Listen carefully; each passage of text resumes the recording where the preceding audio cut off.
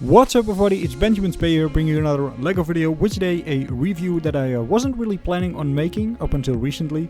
And it's about this set, the Thunderfang Dragon of Chaos. I bought the set a few weeks ago.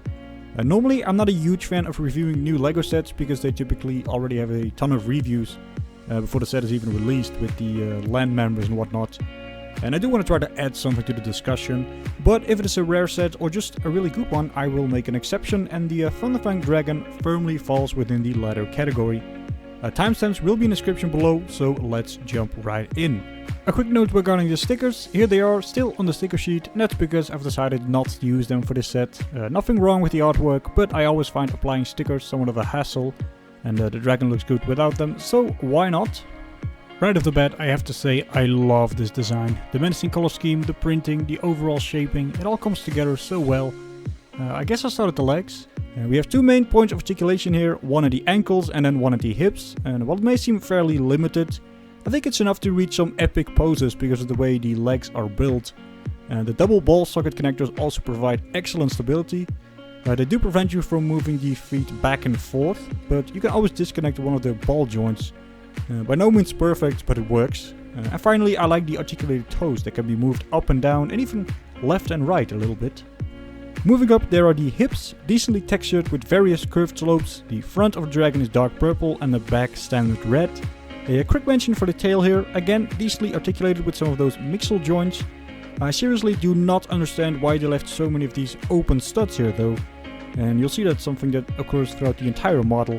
I think this would have been much better with some of those cheese slopes or even plain tiles, but fortunately those are easy additions. It doesn't really matter in this case because my attention is immediately drawn towards the tail end. A sharp looking combination of translucent pink and purple, I really love this element. Moving back up, we arrive at the center torso, again purple in the front, red on the back. The transitions are great, everything is covered up nicely and smooth and good looking, but in my opinion this should have been fleshed out a bit more. The center torso just looks a little bit too thin compared to the rest of the model, and again more weird looking open studs. Fortunately, the torso expands as we move to the chest area, where we'll see 5 points of attachment, 2 for the wings, 2 for the arms and then 1 for the head, which is probably a good place to move on to. One of the biggest problems from the Ninjago dragons for me was always the head design. They've done it in so many different ways, 2 basic ones, you have pre-molded halves and then the brick built ones, but a ton of variations between those. And it was really a hit and miss. Some of them were too large, some of them just looked a bit too goofy. But I really like the dimensions of this one. Note that the colors of the jaws neatly line up with the ones from the torso. And there's even some translucent pink in here. Overall I really like the shaping here. The only thing I don't like is how the jaws attach. I feel like there's a bit too much articulation, and sometimes I find it difficult to find a natural pose. But it does allow for some wild variations. And finally, I think the open clips could have been used to add some horns. Luckily there are enough horns for the rest of the model. Not sure how I feel about them being tan though. I wonder how they would look in black or white. Oh, and before I forget, no Lego, please don't do this. Just attach a boat stud here, it looks much better. Next are the arms, similar to the feet, 2 points of articulation and locked at the center. The elbows could have used 1 or 2 more parts just to cover them up a bit better. And again, weird stuff going on with the open studs. And a random clip tile here. And the longer I look at them, the more I try to discern what their purpose could be. Maybe it's so Minifigures can climb the dragon and give him swords to hold or whatnot. The hands are excellent with a ton of articulation right where you want it. This pose in particular is what brings the dragon alive to me.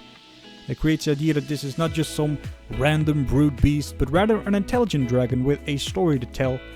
From what I've read, this dragon was denied the rank of Source Dragon, so to speak, and was subsequently trapped to prevent the spread of chaos, and that alone makes this more epic. Speaking of epicness, let's get to what drew my attention when I first looked at this set, the awesome wings. I was a bit skeptical with them being made out of plastic, but the artwork more than makes up for this. I've seen fabric rings on some Ninjago sets, but they look kinda saggy, whereas these hold up nicely. They are partly translucent, here you can see them against the blue sky.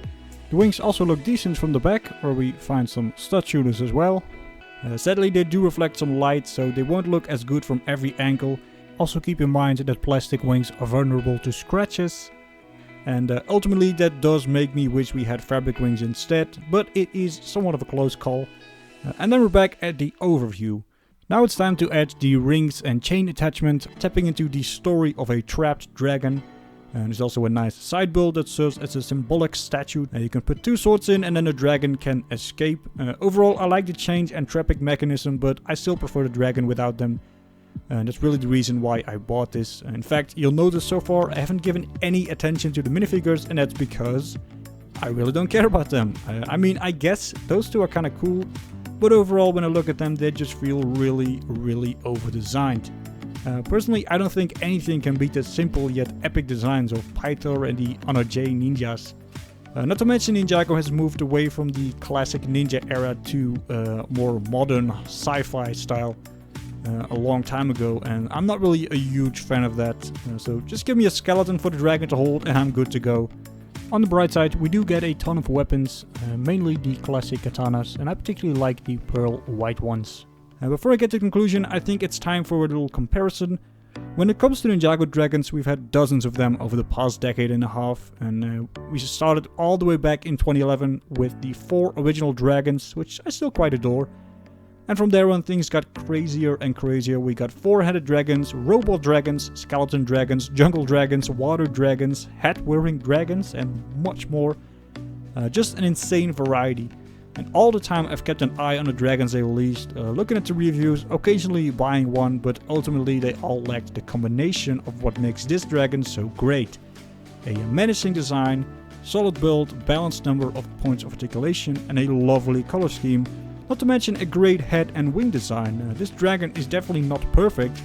The most significant problems being the somewhat narrow center torso, open studs all over the place and a lack of fabric wings, but I think those are acceptable when you compare it to the downsides of some of the other dragons. And so after 15 years of looking for a Ninjago dragon that meets my strict demands, I'm happy to add this one to my collection. But hey, that's just me. Feel free to let me know what you think down in the comments below. For now, I want to thank you very much for watching. And I think it's time we unleash a little chaos on the world before a new idea washes up on the shore of a golden beach.